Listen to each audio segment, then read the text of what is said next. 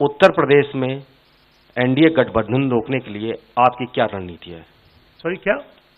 उत्तर प्रदेश में एनडीए गठबंधन को रोकने के लिए आपकी क्या रणनीति, आप दोनों लोगों की?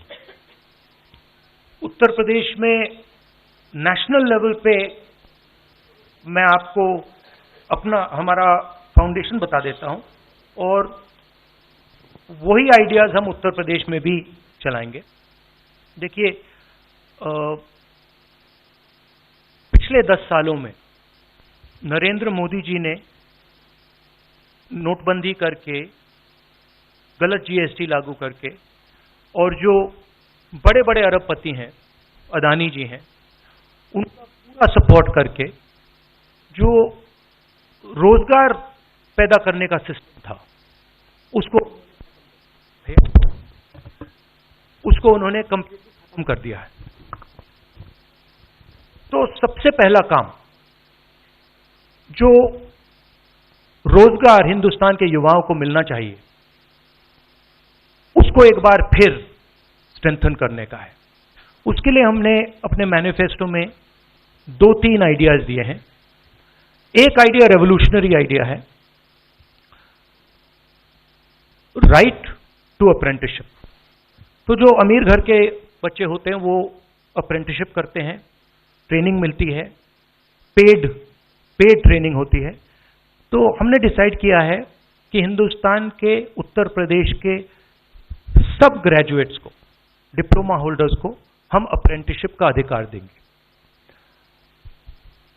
जो भी अप्रेंटिसशिप करना चाहेगा उसको प्राइवेट सेक्टर में, पब्लिक सेक्टर में, सरकार में अधिकार मिलेगा, अप्रेंटिसशिप का अधिकार मिलेगा।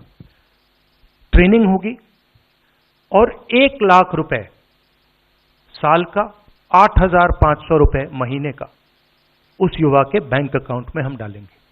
और ये करोड़ों युवाओं के लिए हम अधिकार दे रहे हैं।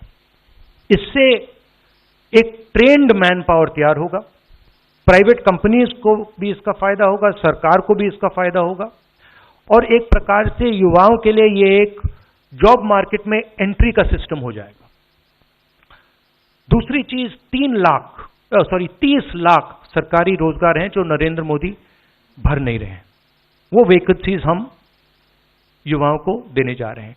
पेपर लीक की बात हुई है, उसके लिए हम कानून बनाएंगे, उसको हम खत्म कर देंगे। तो ये बात हुई युवाओं की।